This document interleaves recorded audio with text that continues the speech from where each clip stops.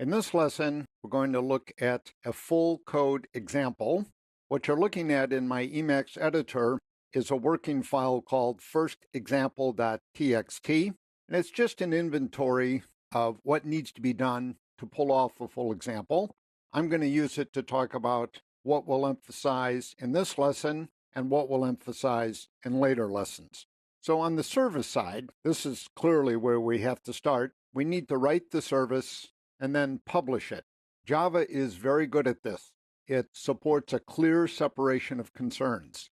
Writing the service is one thing, publishing it is a different concern, and how you write the service doesn't close off options about how you publish it.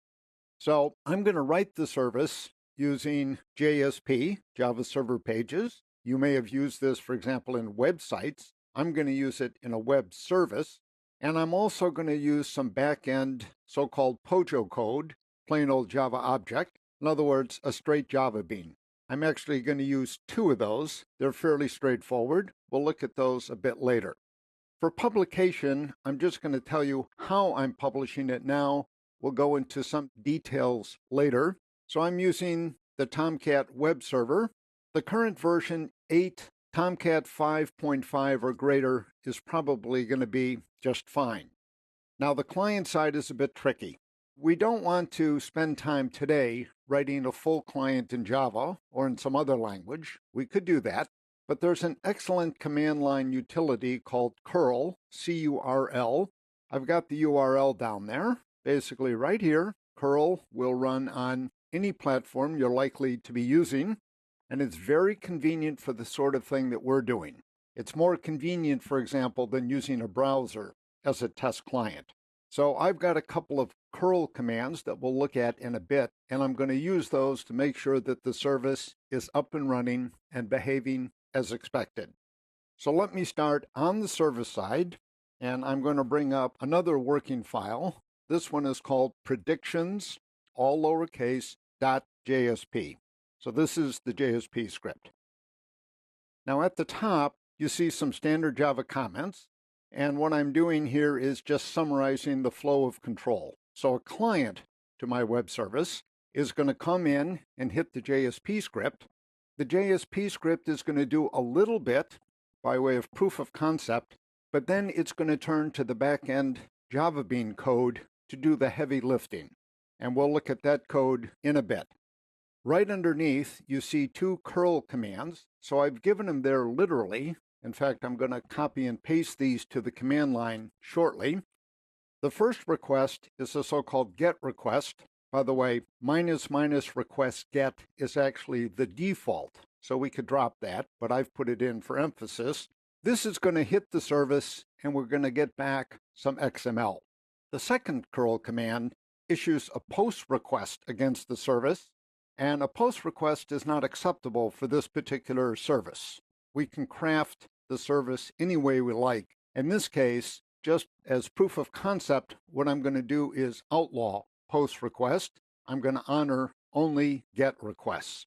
The code starts right here. So to highlight it, basically from here to here is my JSP script. I think I'll leave that highlighted for the moment. And it's fairly straightforward. If you look at the very first line, you see JSP : use bean. What I'm doing here is referencing one of those back-end POJOs. In this case, the POJO called predictions. When we look at the data, you're going to see that the web service returns rather silly corporate type predictions. So we'll see some examples momentarily. This is the sort of thing that might come from a database. In my example, to keep life simple, I'm basically going to read these from a text file. In any case, right now, what I want to do is take a closer look at the code. And the code starts at this line. This area right here, let me highlight it again for emphasis. This is what, if you've not used JSP before, this is what people sometimes refer to as a scriptlet. So it's a little bit of Java code embedded right in the JSP script. I would say in general, this is not considered best practices, but I'm going to use it right now because I want to take a look at how web services look from the service side. So I've got lines numbered over on the right as comments, 5 of them, and we're going to take them in order. I'm going to give a very quick explanation of how they work, and then we're going to check to make sure that this service actually does work.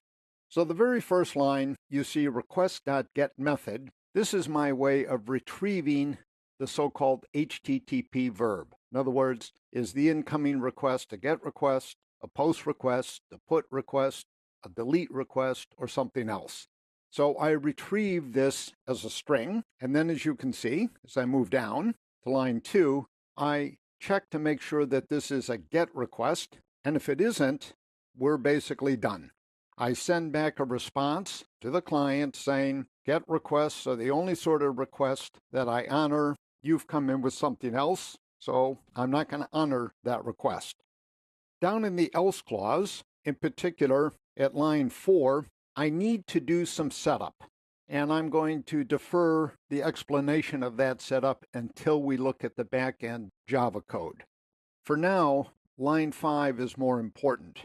What happens in line 5 is I basically get the prediction list that I mentioned before, and I send it back to the client. It's going to go back as rather straightforward XML. It's now the client's job to parse that XML, to extract the data, and so forth. But at the conclusion of line 5, in effect, my service has handled the client request. The client is welcome to make another request, but basically, we're done. What I'd like to do now is illustrate the 2 curl requests. So to that end, let me make a copy of this and open up command line prompt. There's my curl request. It's going against the Tomcat web server, which is running on the same machine in this case. So when I hit this, as you can see, the screen is now filled with a bunch of XML. So let me just highlight 2 parts of it. So we'll sort of do a manual parse of the XML. So about a quarter of the page down, I've highlighted this in blue. You can see that Devin Blanda is the predictor in my jargon. So this is who is making the prediction. And then the prediction is this rather inflated claim that balanced, clear thinking utilization will expedite collaborative initiatives, whatever that might mean. In all, I've got 32 of these. As you might guess, under the hood, I'm storing them in a Java array. So let me now clear the screen and let me retrieve that curl command and change the GET to a POST. A POST request conceptually is a create request.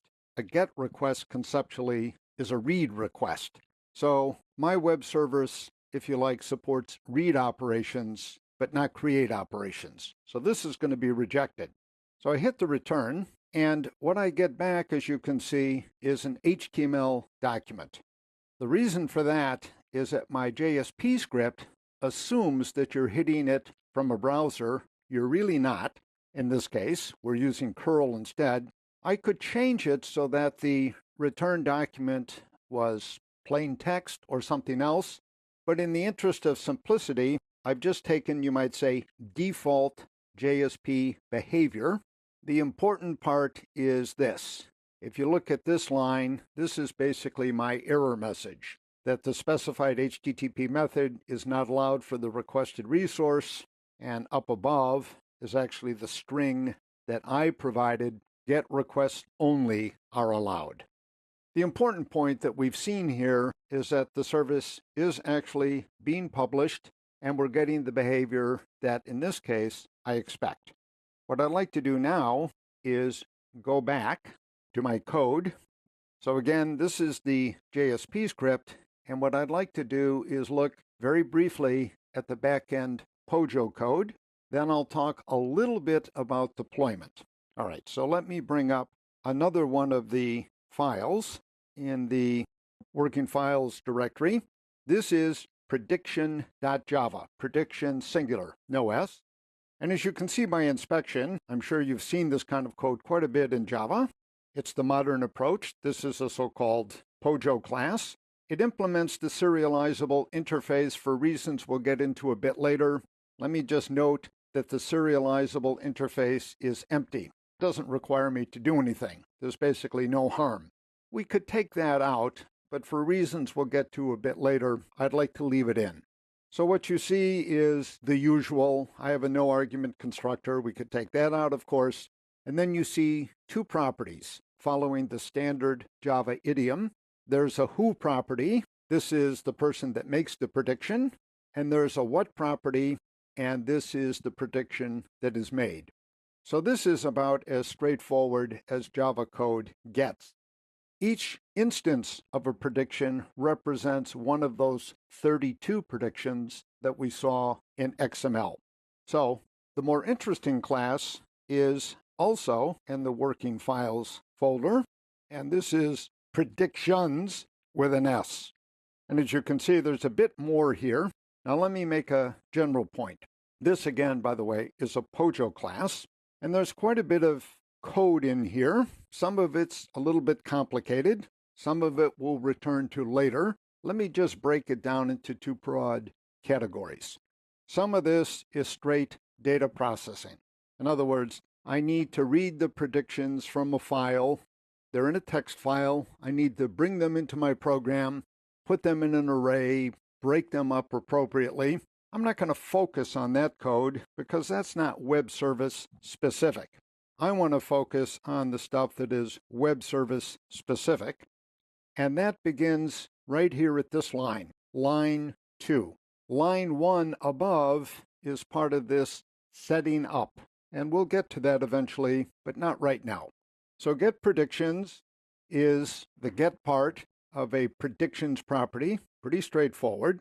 So what I now do is this. Down in this if statement, I'm checking to make sure I have everything I need in order to read the text file. By the way, in a more realistic example, this might entail reading from a database. So the same sort of integrity check that you'd expect to find there. The second if statement makes sure that my predictions array is already populated. So the first thing I check is, could I populate this array if I had to? And the second is, have I already done it? If I've already done it, I'm not going to do it again. Finally, this is the web service specific code. You can see I call return to XML.